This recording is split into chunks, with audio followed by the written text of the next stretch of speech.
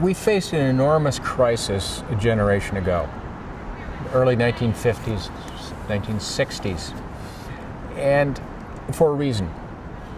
It was the first shift in the fundamental strategy of agriculture that had occurred in 10,000 years. Agriculture, because it's catastrophic, must constantly have new land. It must constantly have new land because it also creates excess population, and those people need a place to go. So, from the beginning of domestication of wheat 10,000 years ago in the Middle East, what is now Iraq, ironically enough, to about 1960, agriculture had a single strategy, which was it compensated for its weaknesses by taking new land. In 1960, we ran out of new land, period. There was no more, essentially. And we've colonized some new land since 1960, but we've lost an equal amount of things like salinization, loss of water. So basically, our arable land base, our farmable land base, is the same as it was today as in 1960. At the same time, we were faced with a period of enormous population growth. We were at 3 billion people then. And a lot of real smart people were looking at those numbers and saying, we're going to see famine within our lifetime, massive, widespread die-off famine. Paul Ehrlich, the biologist, was among those people and probably the most famous of the people to do that. And his predictions never came to pass. It's not because his numbers were wrong, they were right. What he didn't understand at the time was a revolution that was brewing in the background. It was called the Green Revolution. A fellow named Norman Borlaug, financed by Rockefeller Foundation money, was learning a trick that created a new strategy for agriculture. And while we call it the Green Revolution and call it pesticides and fertilizer and a number of other things, it was something quite simple, much simpler than all those things. It was short plants. By dwarfing both wheat and rice, he was able to create a plant that increased its harvest index, that is its primary productivity. More of that productivity was dedicated to seed as opposed to leaves and stem. But also because of that short architecture, they were able to hype that plant with chemical fertilizers and water, so it would support a heavier seed head. The result was a tripling of production, at least a tripling of production of both rice and wheat. As a result of that, something like 75% of human nutrition today is covered by corn, wheat, and rice, 3 grains. The ultimate result of that was we were able to increase human population, support that extra population, plus ramp it up further. So, in my lifetime, human population has doubled from 3 to 6 billion people. The hidden fact in all of that was that all of that increased production depended not just on short plants, but on energy, fossil fuels. Because the chemical fertilizers that took advantage of that short plant architecture come from natural gas. It's a straight-off conversion, natural gas into fertilizer. But at the same time, we're using enormous amounts of energy to plow the field with tractors, to process the food, because grain can be eaten straight up. You can't go out and eat a piece of grain like you can a green bean or a tomato. It must be processed in some way. It must be cooked. And to transport that energy, because we have a globalized, centralized system, then there must be an enormous amount of transport. As a result of that, all that is that if we take a look at about 1940 and an American farmer, that farmer was using roughly a calorie of fossil fuel to make a calorie of food. Today, that same farmer uses something like 10 calories of fossil fuel to make a calorie of food. That means that petrochemicals, fossil fuel, have become embedded in our food supply. We put off the catastrophe that occurred a generation ago with fossil fuels. In other words, we didn't colonize new farmlands, we colonized new oil fields and new watersheds to make irrigation water. If we run out of fossil fuel, that strategy will collapse in a heartbeat. And we will be at exactly the position we were a generation ago When we had 3 billion people we couldn't feed, only now we have 6 billion people, exactly double the number. Primary production is an interesting concept and a very useful one. And it's come from biologists who started thinking in very large terms. And biologists tend to go off in the corner and study a gopher or something their entire lives and never put together the pieces. But there are biologists now who are thinking in large terms, as in, how does the whole system work? Well, the system works on primary productivity. There is nothing in this planet in terms of a resource, in terms of energy, that does not come from the sun in one way or another. That's all we have for energy, save a few freakish geothermal vents. And primary productivity is simply the measure of a system's ability to capture that sunlight. And that's how it begins. If you take a prairie for an example, the sun hits the grasses and the forbs and the plants, and they convert that into energy, carbohydrates, which then feeds all the rest of the system. And you can, if you were to define a measure of that, which is primary productivity, all you would do is simply take all the plant life that would grow in a given unit of time, say a year, dry it out so there's no water, and measure it, weigh it. And that weight would be the primary productivity. And you can aggregate primary productivity. You can begin to think in terms of the world's primary productivity. All the sunlight that strikes the earth in a given year produces this much for all the millions and millions of species that are out there to use, other than plants.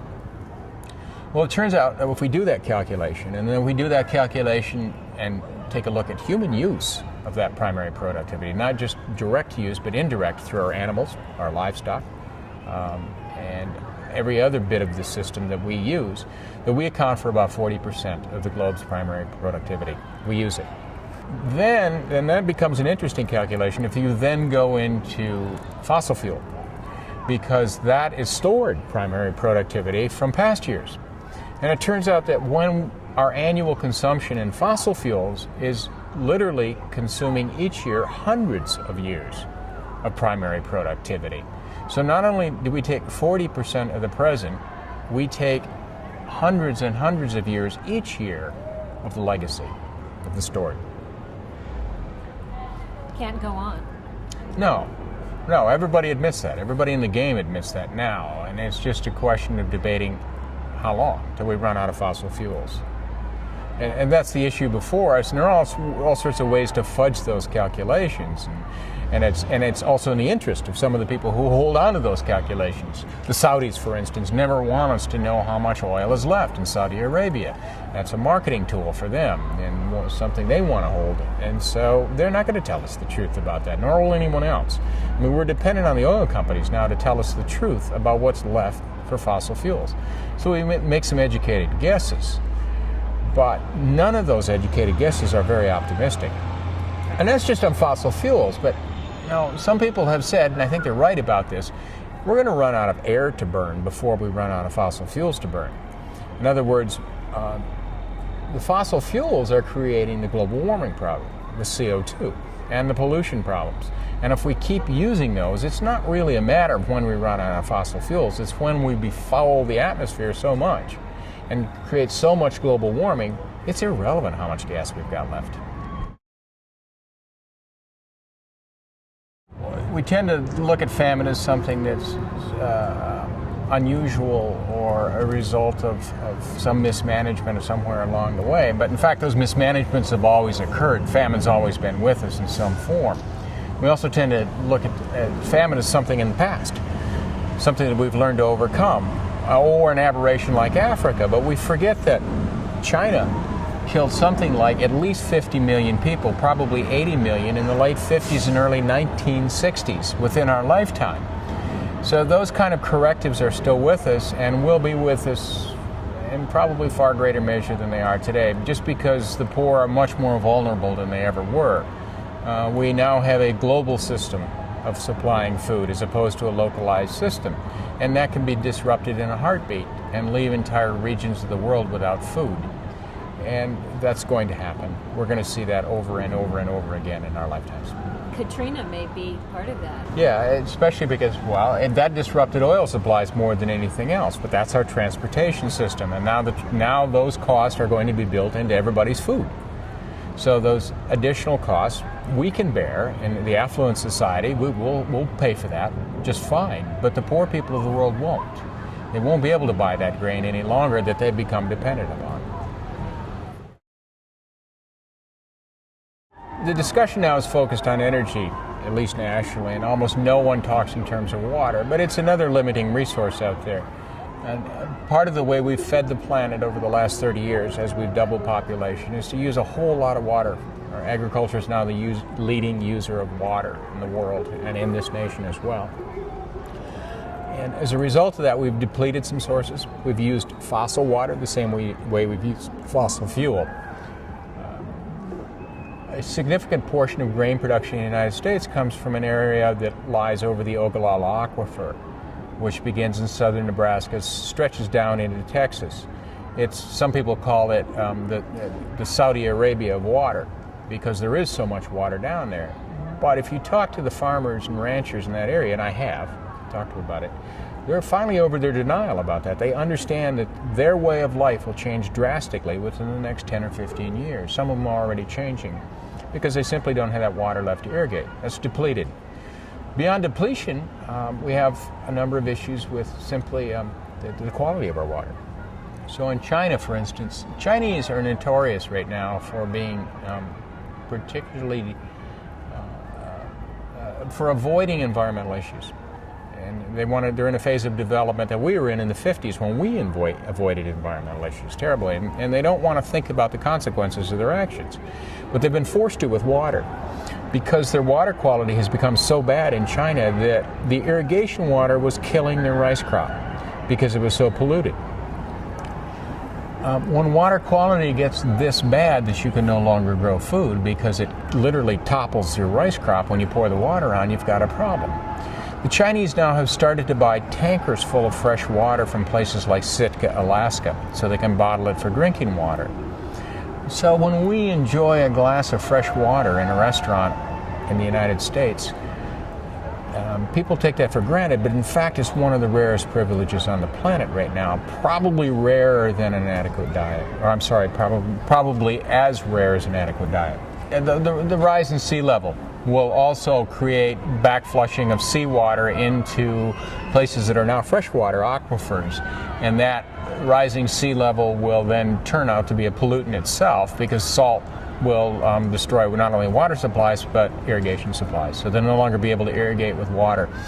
Scientists are right now very heavily at work on salt-tolerant rice, because that was going to become the screaming need in the developing world in the next century or so, just because of salinization from rising sea level. Well, exactly what we're seeing, a wave of extinctions. I mean, that simply means there's nothing left for everything else. And we're seeing an order of extinctions now that ranks with the great catastrophes on the planet. In other words, geologists mark geological time by catastrophe. When did the comet hit and wipe out all those species? When did the fossil record change? So what was there yesterday was not there the next day. And we're in one of those periods right now, but it's human caused. We are wiping out more species than the comets did when the comet struck and took out dinosaurs. And it's naive to think that the local farmers market is going to take care of starvation in Africa or AIDS in Africa at this point. Those things will also accrue, and accrue in numbers that we're not willing to accept right now, as we've only seen the very tip of what's going to happen. And those issues will depopulate the planet to a huge degree. There's no way around it at this point. We might have had a way around it a generation ago. We might have had a way around it 20 years ago when people started talking about global warming and started to do something about it. But even with the most forward-looking agriculture, or even with natural systems, we can take a lot of punches. Nature takes punches pretty readily. You learn that by living in Montana, that natural catastrophes occur and nature recovers. Global warming is a really severe punch. And all that we depend on for natural systems and agricultural systems is about to be wiped out pretty drastically. That the kind of drought that will occur, the warming, the heat, the lack of snowpack, the flooding, all of those things are going to conspire to create a great deal of human suffering and death within our lifetimes. There's a good way to begin thinking about this is think about an animal in a zoo. An animal's deprived of the very things that keep that animal going, the smells, the sights, the sounds, the instincts, the hunting. And they become psychotic, literally psychotic. I mean, their behavior is gone. They're social animals, and we can understand their behavior, and so the term psychotic makes sense in wolves, for instance. Dogs, certainly. There are more psychotic dogs around us than any other kind. And I think that we've done something to ourselves that is exactly analogous to that. We've put ourselves in a cage, in this cage of civilization, of cities, and it's made us, in a way, psychotic. That if you would have a group of hunter-gatherers, and this has happened a lot, hunter-gatherers watch behavior of people in our society, they would think we were crazy for the way we behave, because we are. And we become crazy because we've lost that physical contact with what goes on around us. We are sensual beings. We try to replace it in a jillion different ways. That's why music is so important to us, art is so important to us, but it's a substitute for what was there all along, that opening that can occur from being out there. And it's difficult to explain it to someone who's never experienced it. But when you've experienced it, it's not some great magical, mystical thing so much as it's just very real. It's just a sensual thing to simply go back and live the way that we were evolved to live.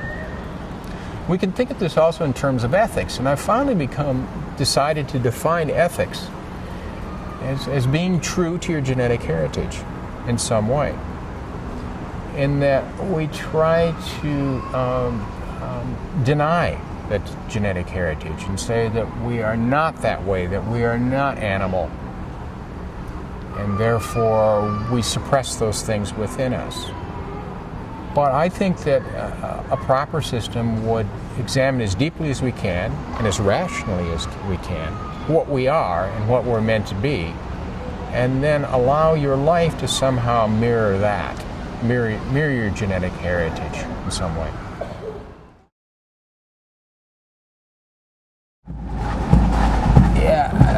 First of all, it's important to understand that distinction between industrial agriculture and just agriculture in general is pretty subtle. It's a lot more subtle than people think it is. So they like to denigrate industrial agriculture as being the root of all our problems, when in fact agriculture is, period. And that slippery slope that we're on right now, we started walking on that 10,000 years ago. And it is because of an inherent problem in agriculture. I'll use the word catastrophic, as I always do when I'm talking about that, because it has real meaning in this case. It's a precise biological term, and I use it as biologists use it. What it means is that the vegetation, or not just the vegetation, but the ecosystem is reduced to zero.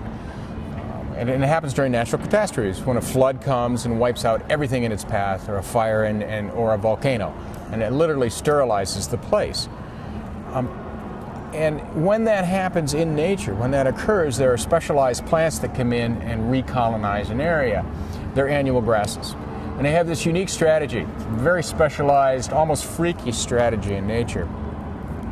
And what they do, instead of making long-term investments in a place, and it is an investment strategy, they do a very short-term strategy, which is to put shallow roots down, take as much sunlight in that first year as they possibly can, and invest it all into seed, because they have to be carried on with seed because of catastrophe. That's what survives. Well, it turns out we can use that seed as humans, or any seed eater can.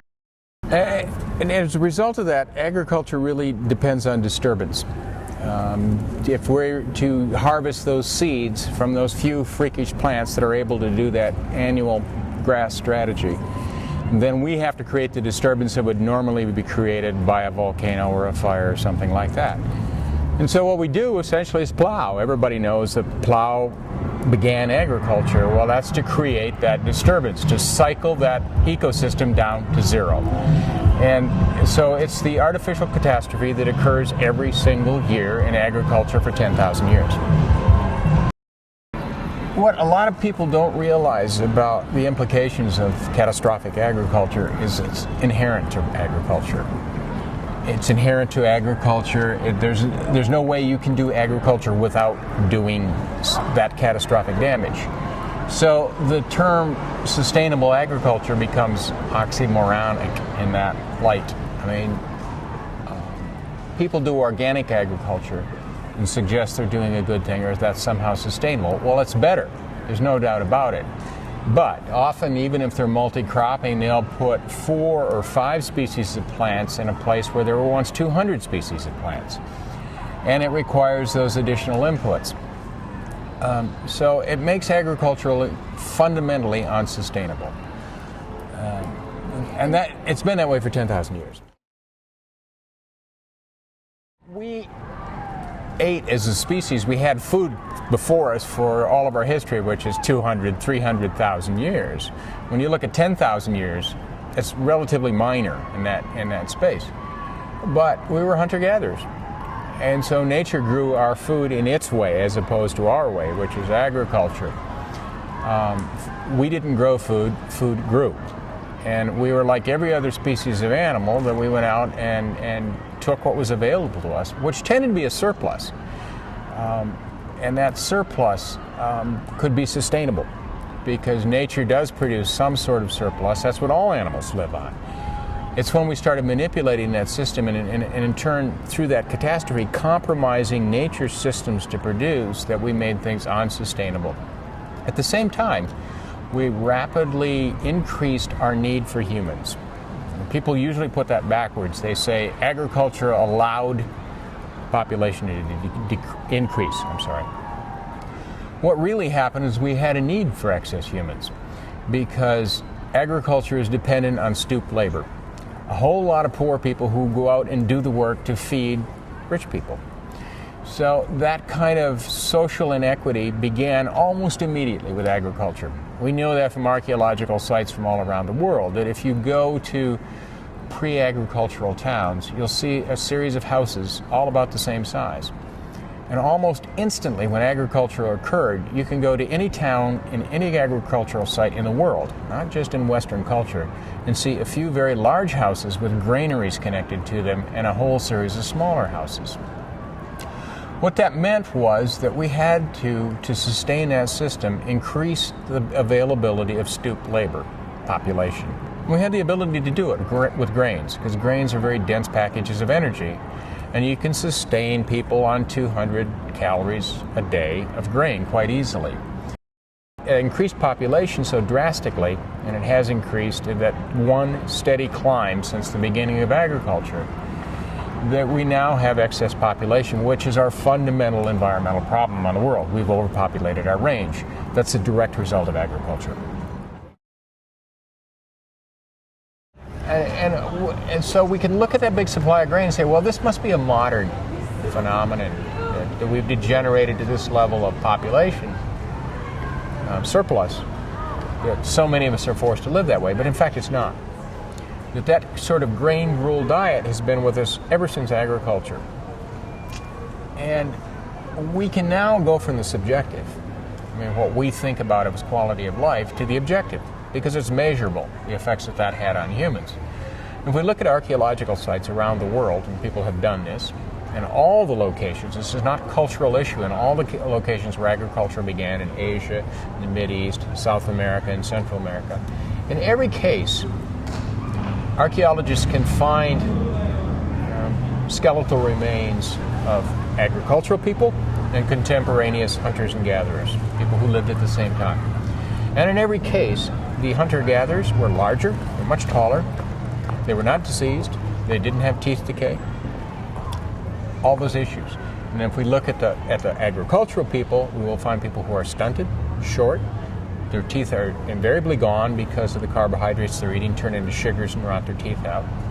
They're misshapen, they're asymmetrical, they show every evidence of suffering all sorts of disease, One in particular, one deformation in particular that keeps drawing my attention is it occurs in women. And it's a deformation of the pelvis that they find in agricultural people, that it becomes misshapen and enlarged. And it took people forever to figure out what that came from. And it came from the act of grinding grain. That women would sit with a mortar and pestle for all their life doing this. And as a result of that, their bones became misshapen to accommodate that. We find nothing like that in hunter-gatherers who existed for all those thousands of years. We can begin talking about dehumanization in agriculture in modern times. And if we think about the 1.5 to 2 billion people on the planet who are the poorest people on the planet, and think about their quality of life, it begins in their diet, what they're able to eat. And the way we're able to support that many people is to take our ability to raise grain in abundance and feed them strictly that. So if you are one of those people, then you can expect a diet 2,000 calories a day. If you're very lucky, more like 1,500 calories a day with straight grain.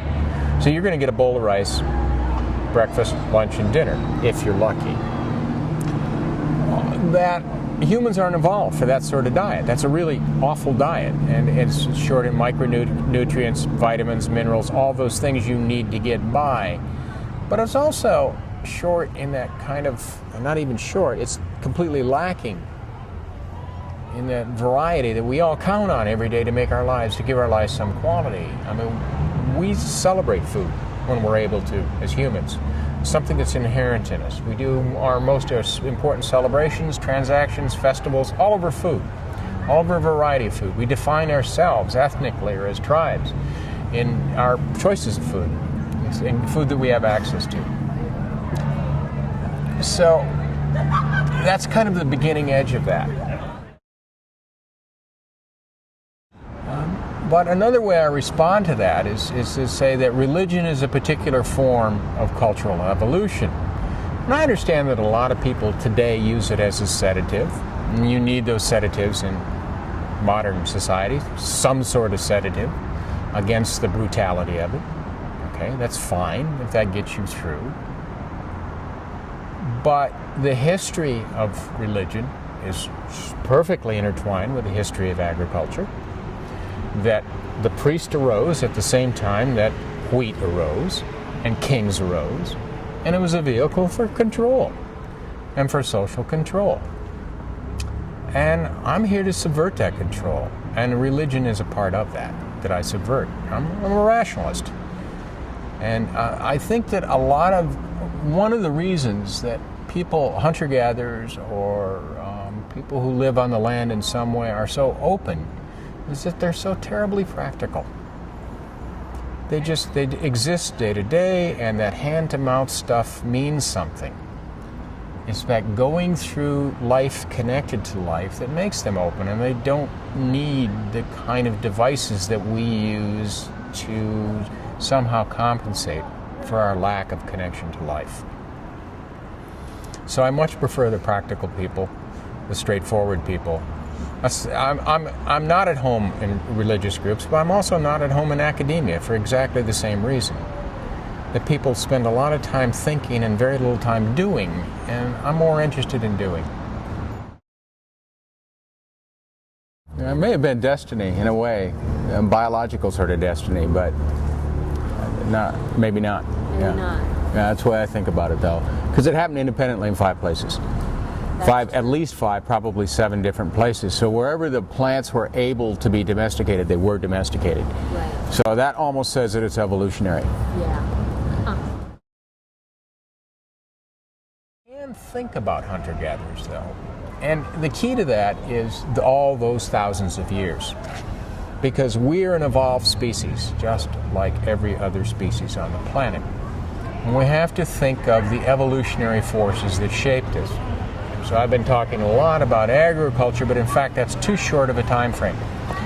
Evolution on a long-lived species such as we are does not work in 10,000 years, except some very minor adjustments, and we can find those. But in fact, the people who lived 200,000 years ago were exactly like us. They were the same people as we are today. They were as smart as we are, as strong as we are, all those things. Those people lived in a very different way. And evolutionary biologists tend to think that we have our big brain because of our varied diet. And the fact that we had to catalog an enormous amount of information to be able to survive because we are such generalists. Most animals aren't generalists. Most eat 1 or 2 or 5 or 10 species. We eat thousands. There are famous remains of people who were dug up from bogs in Iceland, that sort of thing. And if you examine their stomach contents, you'll find something like 40, 50 species of plants in the stomach from one day. One day's foraging. No one has that kind of remains in modern society. What that says is that you really had to be attuned to your surroundings to attach yourself and to be able to survive. You had to be a hunter.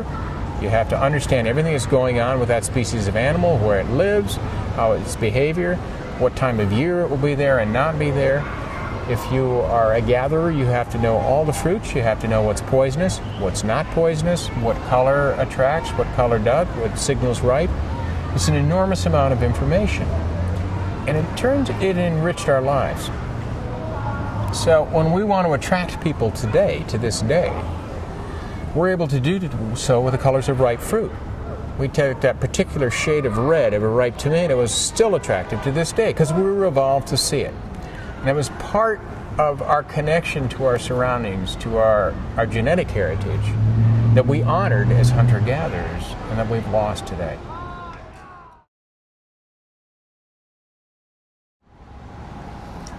Well, people won't hear this. People have really never heard very much. I mean, we're engaged in our day-to-day existence. And again, I'll come back to evolution. We have an evolutionary problem here in that to survive in our hunter-gatherer days, a very narrow field of vision. You had to be concerned with what was happening around you in the immediate 100 yards. You had to be worried about what was going to happen in the next 10 seconds or 5 minutes. Where was that tiger going to come from? It was going to bite your neck and kill you. What's going to happen to your child when the tiger comes into camp? Those are the things you worried about, and you evolved to react very strongly to something in your field of vision right now. As a result, you never had to worry about long-term threats. Nothing changed long-term. You didn't think about those things. And so our strongest instincts are geared to the immediate. Our adrenaline doesn't start to flow when we read about global warming. It starts to flow when somebody put a fist in our face. That's when we get visceral about threats. And that's part of not being evolved to deal with technological change. We're not evolved to deal with change, period. And certainly not on a rapid basis as it comes. We have great brains, and some of us have the ability to focus on that long-term problem, say, this is a real problem. But almost none of us have the ability to hear that in a real visceral way and to respond now. A threat to us 20 years down the road is not real. It's an abstraction. A threat to tomorrow's dinner is real. And to a certain extent, it's not our fault that we respond that way. No animal does. Certainly the idea of progress is wrapped up in agriculture. It'd be very difficult to imagine a hunter-gatherer thinking of himself or herself as a progressive, because nothing changed. For hundreds of thousands of years, nothing changed. Life was cyclical. You did what your ancestors did, and your children would do what you did. And it was unimaginable that there would be any other situation. If there was an advance in technology from one spear point to another, it tended to happen over the course of 500 years, literally. And we've got the evidence of that here. So you couldn't understand or even have a notion of progress. Life was unchanging. It would make as much sense to say a deer had a notion of progress.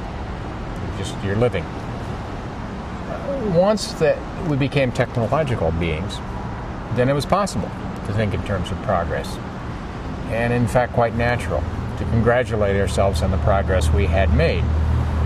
So we go back to Hobbes, for instance, the assumption that primitive life, hunter-gatherer life, was nasty, mean, brutish, and short. In fact, that's wrong. It's just factually wrong. He couldn't have known it because that was the assumption that his life made. And you think that because life is better from one generation to the next, that we've been in a steady advancement of that. But it requires a particularly blinkered existence to believe that progress is for everyone. It hasn't been. We can go to areas of the world right now and there has been no progress, and in fact it has regressed. The situation of life is worse. And if we think of people living in sustainable agriculture, not sustainable, but subsistence agriculture in places like Africa or South Asia or Central Asia, in fact, their lot's gotten much worse. They've lost their land, they're living in cities now with virtually no control over their lives whatsoever. So, progress for whom? In the end. Do I believe in progress? To a degree I do, but I think it's limited. I think it's far more limited. I don't believe in social progress. I don't think there's any such thing. I don't think there's such thing as political progress. If there were such a thing as political progress, we wouldn't have the administration we have in this country right today. Could George Bush write a better speech than Abraham Lincoln did? Are there any better ideas among the people in politics today than there were in George Washington's time or the Federalist time? No, probably not. Yeah, we've advanced democracy to a degree, but it's taken a long time. Where I think there is progress is in science. In science. That science has a firm set of rules, it's rational, and it acknowledges its errors. Science is wrong. And science knows when it's wrong, or will eventually know when it's wrong, and so things become cumulative. That creates technology. And so our machines are better than they were 20 years ago, 10 years ago, 5 years ago. Is that progress? It's not, because our social systems can't keep up with that change. We don't have the ability to evolve either culturally or biologically as fast as our technology does. And that's creating a crisis. That's a real crisis. So in a way, there is progress. It is in science, it is in technology, and that's not a good thing. If we think about kind of global catastrophe and what's going to happen to the human condition, then I have to go back and think of that as well in evolutionary terms. And think about when was the last time this happened? What did it look like in those upheavals caused by asteroids and massive global climate change, and when the savannas dried out and the forest went away in Africa, and this, you think about this one funny little monkey among all the monkeys that had evolved this strange and unnatural ability to like grasslands as opposed to living in trees. Didn't have a tail to swing around in trees, foraged out in the middle of nowhere. There weren't very many areas like that. So that monkey was just one monkey among many, one chimp in the group. But when the climate changed radically, it turns out that that funny little monkey had the solution that was needed for that situation and could move out into the savannas, begin hunting, and begin evolving the big brain that became us, responding to. Now we're at a point where it's almost meaningless to talk about biological evolution, certainly not in the short term that we're talking about. But we can talk about cultural evolution. Cultural evolution is an interesting factor, and it follows almost the same rules as biological revolution. The biologist Richard Dawkins talks about it in terms of memes as opposed to genes. But they are the unit of cultural evolution that carries culture forward. And they evolve very rapidly, and they spread through humanity very rapidly. So we're able to adopt memes real quickly. And what I think is going to happen is a couple of things. One is, as the catastrophes occur, global catastrophes that begin wiping out humanity, or the system itself collapses under its own weight. and leaves a lot of people stranded. There's some people who will go into the future from that by being lucky. That's the way evolution always works. There are some people who are just happen to be in the right place at the right time. And if you live out in the middle of North Dakota and you've been feeding yourself for a long time and the cities begin to collapse in Asia, you're probably going to be fairly fortunate. And there are going to be pockets like that all over the world. But there are also going to be systems that are evolving right now with the ability to carry us into the future. And there will be systems that depart pretty radically from the industrial model. By the industrial model, I don't so much mean machines as I mean a system of production that is input, throughput, and output. And waste. And waste. That is generated with necessarily that there's a product and then there's a byproduct, and that's waste, and we go bury that in a hole someplace. Well, if you look at a natural system, it is cyclical as opposed to linear as industrial. And so there's no output in terms of a product and a byproduct is waste. There are just things that happen, and there are parts of that system that consume all of those things. So there are microbes, for instance, that cycle dead things back into useful live things again. And we are going to eventually imagine productive systems that do the same thing. They will look very much like natural systems, and we'll be able to survive on those natural systems. In fact, in some cases, they will be natural systems. Hunting and gathering is still with us. We get something like 25% of our sustenance human sustenance from hunting and gathering. The people who are able to do that will be able to carry it into the future, to the degree we carry those species into the future that they depend on, those systems. Obviously, to avoid the catastrophe that's in the cards right now, that's in front of us, we're going to need to rely on some sort of sustainable systems, and there are a small number of sustainable systems with us to this day. Those are the systems that can support hunting and gathering. In other words, they produce naturally. Some examples: wild salmon fishery in Alaska and British Columbia. A lot of people would take a look at native fisheries and say, wait a minute, we've depleted all the stocks of fish in the world. The problem with that is regulation. And in fact, there are areas where we've regulated quite successfully the take of fish, and those fisheries are in great shape, off Alaska, for instance. A failure of regulation is relatively easy to overcome compared to a failure of science or our fundamental ability. In other words, any competent biologist could tomorrow design a system of regulation to make fisheries sustainable. No biologist, no scientist could design such a system for farming, for row crop agriculture. It is fundamentally unsustainable. So one of the ways out is through regulation, through understanding simply that we are limited in the amount we can take, and to respect those limits. And living close to wild sources will allow us to see those limits faster than anything else. Now, us is the problematic term in there. Which one of us? Which of us will understand and which won't, and who's empowered and who's not?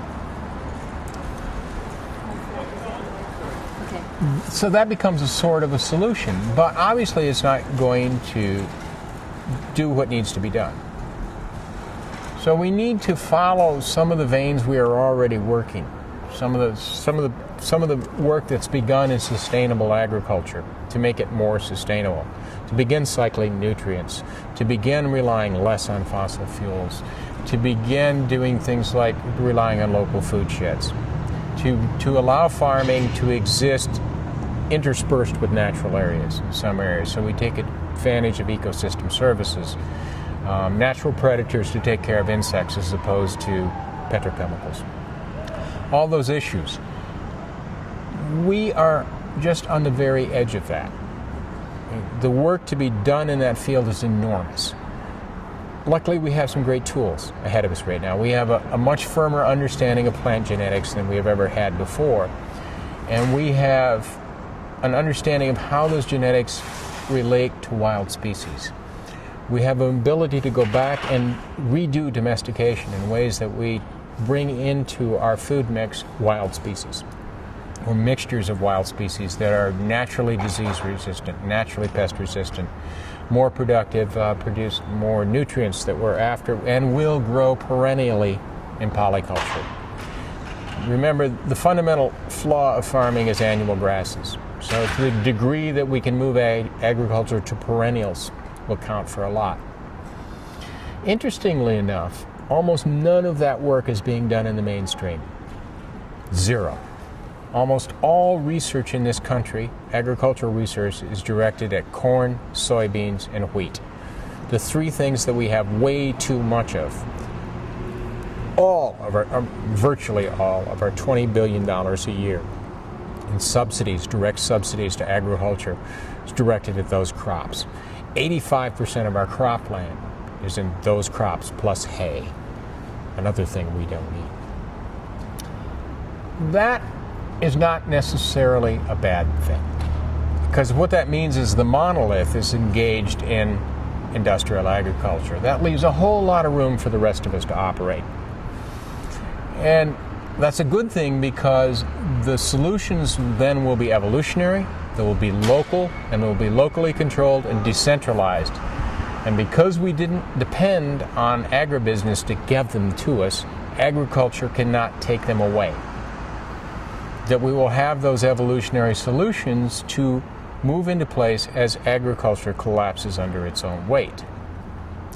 Those are all healthy things, so it's not as dire as it might seem in some areas. And you can go into any community in the Midwest, in the Southeast, in the Northeast, in California, even here in the Mountain West, and find things like farmers markets, grassroots groups working in native plants, people working with predator conservation, all those issues coming together, and not just decentralized from government, but decentralized from international NGOs, like the major environmental groups, for instance, don't understand. Sierra Club doesn't understand what's going on locally in small systems. And I don't single out Sierra Club to pick on it, I mean that as an example. In those kinds of terms, that we can sit down and talk about and come with some solution to backing down the population.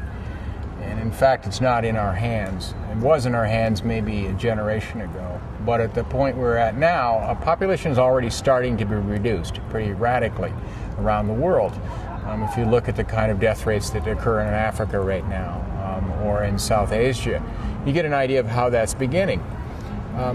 In fact, I think microbes are going to have a lot more to do with it than humans have to do with it in the end. In nature, and we're still governed by natural rules, we don't like to think we're not, well, we are. And when you put together the kind of biomass that humans represent on this planet, we're an asset to somebody. We're a resource. And those microbes are going to take care of that resource one of these days. They're much smarter than we are. They've evolved very rapidly. They get solutions. They evolve immunities to our drugs, our antibiotics, all those things. Those things are going to accrue much more rapidly.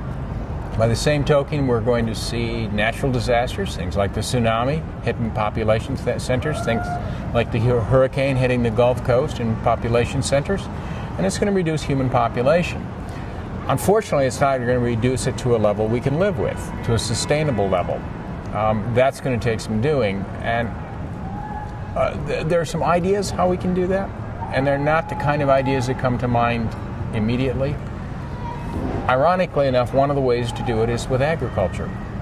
If we look at the places where the birth rate is highest in the world, it happens to be the poorest places where people are starving to death because, for a number of reasons. One is, the biggest reason is women don't have access to education or control over their lives.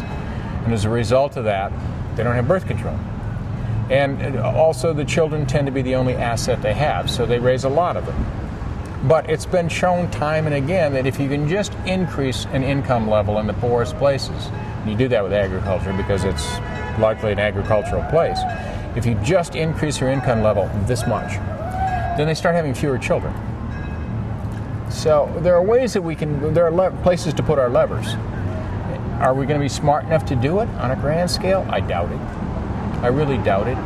What's going to happen is the more natural solutions to population control, which are catastrophic. Probably won't happen in places like Missoula, Montana. I mean, we're affluent. We're gonna be able to buy the food. We're gonna be able to grow the food here to a degree. We have enough variation in our climate. We're not too worried. The only thing we worry about is fire, and that's going to be a problem. But we can deal with fire. We've learned how to do that. It's going to happen in coastal areas. That'll be the worst affected, which are the most densely populated areas, and it's true in the United States. I mean, something. I'm not going to quote a number, but it's an enormous amount of our population, percentage-wise, lives within 50 miles of the coast. Those are the most vulnerable areas, and we just saw in Louisiana. We're going to see again and again. But we also saw it during the tsunami, where people were congregated in coastal areas, and those are the places being most heavily affected. The kind of production, for instance, of rice that comes from coastal areas is just staggering. And when you inundate those with salt water, you've lost food for the poorest people on the planet. So it'll always be the poor who suffer disproportionately, just as they did in Louisiana. I mean, in New Orleans, we had a pretty good mix of people. There are affluent people, there are poor people. Who died? Who died? It was this like laser-like ability of catastrophe to seek out the very poorest people and kill them. That's the way it's always been, and that's the way it's going to be. Both geographically, we have poor areas of the world, but also poor areas of cities. And they're populated in affluent areas. I think what you're getting at here is how are the affluent going to get through this too? In other words, we're all going to be poor. But you know, we've never seen an ability in 10,000 years to distribute suffering and wealth equally. The richest people have always gotten by just fine, or they might have to reduce their standard of living, but we could reduce. If I cut my energy consumption to a tenth of what it is today, it would still be ahead of what is available to an African or an Indian. So we'll get by. We'll get by. We were very good at taking resources away from the poorest people. We've devised ways to do that, and those ways will continue to work just fine for a lot of us. We'll continue to take those resources away from the poorest, even when they're dying. That's the way it works. And it always has. I mean, we aren't like the rest of the animals. We have something that does distinguish us from all the rest of the animals, and it's a very large brain and a very large appetite. Both of those things. Which came first, I'm not sure about that. But I think that the large appetite created the large brain. But the large appetite meaning the varied appetite. Varied appetite, yeah. Our ability as generalists to survive almost any place on the planet. And we're more widespread than any other animal on the planet. And we have been for a long time, for a very long time. So that's unique about us. But I think that stretches things too far. Yes, we have cultural evolution. And yes, that is what dictates the conditions of our existence right now. But just as a human, I find myself happier when I understand things as an animal. And that I am an animal, I have a genetic heritage, that my genes are something like less than 1% different than our closest relative, the chimpanzee. And when I watch chimpanzees, they look like me and behave like me in a lot of ways. And that's fine with me, because that's my connection to the biosphere. I'm just another chunk of life here, and we're transitory. I mean, the empirical evidence on that's fairly clear. That species come and go, and we're going to come and go just like all the other species did, and that's fine with me. Yeah, the term sensual is loaded with us, and we've now reduced it, and I don't think that's a reduction necessarily. We've narrowed it to mean sexual matters, and sensuality is now sex, because that's what everything is sold to us with that. Well, that's a good way to understand it, actually, because any species has a couple of duties. Right? It actually only has one duty, which is to pass your genes to the next generation. That's what it's all about. And if you're a long-lived species like humans, then you got to do two things to do that. You have to reproduce, and you have to survive long enough to reproduce, which means you have to eat. So it follows then that those are the two strongest signals that evolution placed in us, that all of our genes are tuned to those very issues. And we connect to those issues with our senses. And now we begin to expand beyond sensual to just senses. We see, we hear, we touch, we smell. We do those things that allow us to survive and to pass on our genes, and those are incredibly important to us. Modern life has narrowed those, the experiences, sensual experiences, to the ones that advertising executives want us to see, that packaged music wants us to hear, that our narrow idea of sexuality wants us to respond to. And so I try to live a life where I can subvert that, to throw that system on. One of the things I insist on is a varied experience, but also quiet. A place where I can actually allow my ears to wander someplace. If you live in a city, a modern city, you have to shut down your senses. You must to survive, because there's too much stimulation, there's too much noise. So you narrow your ability to see things. I can give you a real small example of this, one that's quite important to me. In the fall of every year, I'm privileged to live in a place where I can hunt to this day. And most of my neighbors do. It's not extraordinary here for most people to get most of their protein from hunting. Shoot an elk, shoot a deer, it's a lot of meat. I'm privileged to do that not only because it gives me a very healthy source of protein, which most people don't have, including most Americans, but it also gets me out into the environment, and it allows me to do things that my hunter ancestors did through those hundreds of thousands of years. It's quite an extraordinary experience.